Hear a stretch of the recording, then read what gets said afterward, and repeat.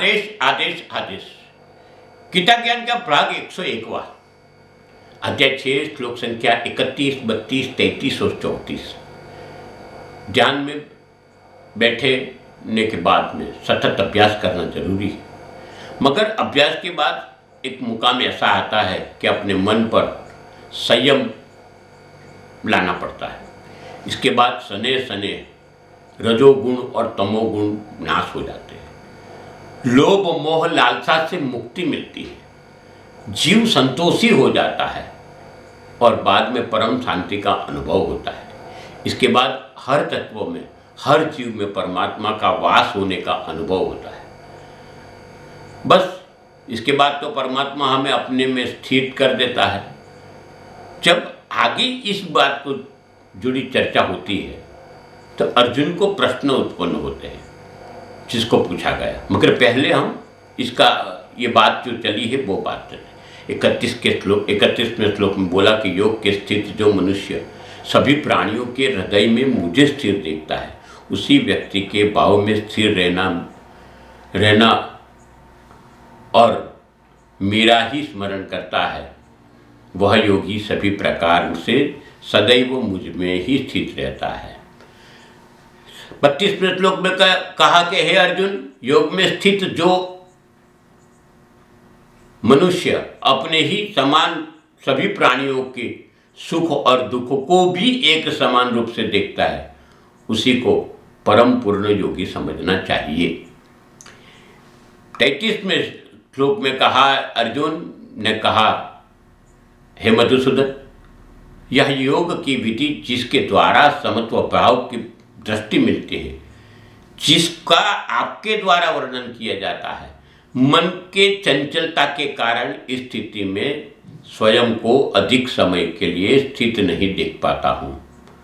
34वें श्लोक में बहुत बड़ी बात बोल दी, हे कृष्ण, क्योंकि हम मन निश्चय ही बड़ा चंचल है, अन्य को पत्थर डालने वाला है और बड़ा ही हठी है, तब तथा बलवान है। मुझे मन को वश करने का और वायु को वश करने का समान लगता है, अत्यंत कठिन है। भगवान श्री कृष्ण ने कहा है कि अगर तुझे हर जगह मैं दिखता हूँ, तुझ में मेरे में समता आती है, क्योंकि तुझसे मुझसे और मुझसे प्यार होने जाता है। दो चीज बोली है, समझना जरूरी है, जरा जटिल लगेगी बात को। तुझसे मुझको और मुझसे तुझको प्यार हो गया है, ये बहुत बड़ी बात है। मगर ये प्यार जो है ना, वो आध्यात्मिक है। यहाँ तेरे में मैं और मेरे में तू होते हुए भी अभिन्न है, अब मगर वास्तविकता देखते हम दोनों एक ही हैं। जैसे पति और पत्नी के शरीर अलग होने का फिर भी एक दूसरे के आत्मीय का अभिन्नता होने के बावजूद एक होते हैं, क्योंकि स्नेह होने के कारण भिन्नता अलगता रहती नहीं है, जिसको शास्त्र में अद्वैत बताया गया है। भगवान सिर्फ प्राणियों में स्थिर है ऐसा नहीं है, हर तत्व में है। दूर से लेके जीव तक की बात आती है। संसार में भिन्नता और परब्रह्म तत्व अभिन्नता समझना जरूरी है। सब जगह भगवान का ही वास है, सिर्फ बात ही हम मानते हैं और साथ हमारे में सब जगह व्याप्त होने का भाव होते ही कि नहीं होता है, ये तो माने या ना माने, मगर है, ईश्वर सब जगह है। तेरे मानने से कोई फर्क नहीं पड़ता, मेरे मानने से कोई फर्क नहीं पड़ता। सामान्य मनुष्य को शरीर में कोई भाग को, अंग को दर्द होता है, तो वो दर्द होता है तो दूसरे अंग आराम करते हैं, नहीं, वो दर्द को मिटाने की कोशिश करते हैं।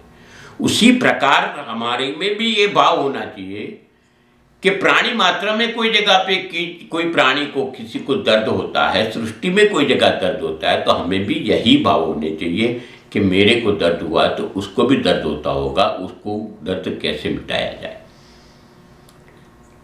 ये आदर होना चाहिए। विटंबना यहां आती है, आप तो दर्द मिटाने की बात करते हो, आप तो समुद्र की बात करते हो, मगर हम लोग तो जाति में, ज्ञाति में, संप्रदाय में, पंथ में हर जगह बढ़ चुके हैं, भेदभाव रहे, हम उससे ऊपर नहीं आते। किसी को हाथ भी छू जाते हैं ना तो हम हाथ धोने के, स्नान करने की चेष्टा कर बैठते हैं। मगर यह तो समभाव दृष्टि की बात की है। यहां बात यहां तक की है कि किंचित मात्र भी तृणा नहीं होनी चाहिए। शायद कोई मल मूत्र में लथपथ हो, बीमार हो, तो हमको वो भी घृणा नहीं आनी चाहिए। हमको सेवा करनी है, हमको उसमें भी राम देखना है, हमको उसमें भी भगवान देखना है, सबके सुख में सुखी और सबके दुख में दुखी, ये ख्याल रखना चाहिए।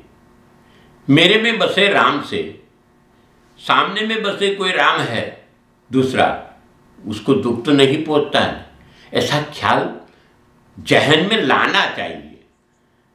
बहुत गहन बात है, जिसको सुन को अर्जुन भी बौखला जाता है। तभी अर्जुन को प्रश्न उत्पन्न होते हैं कि मन चंचल है, आप बोलते हो स्थिर करने की बात, तो उसको स्थिर कैसे किया जाए?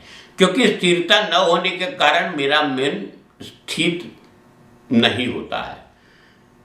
स्वाभाविक तौर पे हमारी कामनाएं, हमारी मन की स्थिति सब बहुत ही संयम के बाहर उछलती कूदती है। यहां प्रश्न आता है कि इसको स्थिर कैसे रखा जाए। हमारी दृढ़ता है, मगर उससे ज्यादा दृढ़ता मन की है, और वो हठी है, ना चाहते हुए भी कहीं पे चला जाता है। इसका क्या रास्ता निकाला जाए? क्योंकि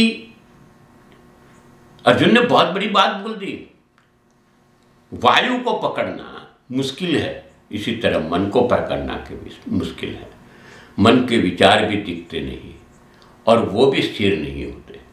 जटिल प्रश्न ये है कि वायु नहीं पकड़ा सकता, उसी तरह मन को भी पकड़ कैसे सकते? इसके लिए क्या किया जाए? स्वाभाविक ये प्रश्न हर एक के जहन में उत्पन्न होता है, पर यहां अर्जुन के प्रश्न के द्वारा भगवान श्री कृष्ण को इसका जवाब हम अगले हफ्ते में देंगे। देखो, एक पीछे एपिसोड में जाना तो पता चलेगा कि इसमें हमने कहा है कि मन को स्थिर कैसे रखा जाए। भगवान श्री कृष्ण ने कहा है, मैंने नहीं कहा है, मगर उसको मैंने समझाया है। मगर ये फिर से आगे आएगा, क्योंकि ये उलझन, ये मन स्थिर नहीं है, ये सही बात है, सबको समझने की जरूरत है। आप सबके जीवन में धन्यता बनी रहे, भगवान श्री कृष्ण और गुरु गोरक्षनाथ जी की कृपा आप सब पे बनी रहे, ऐसी शुभकामना। और इस वीडियो को लाइक करने की मेरी एक इच्छा है आपसे। इस चैनल को सब्सक्राइब करो, इस वीडियो को लाइक करो, शेयर करो, क्योंकि सनातन की बातें हैं। आप सब हमारे साथ जुड़े रहिए। अस्तु, शुभम भवतु।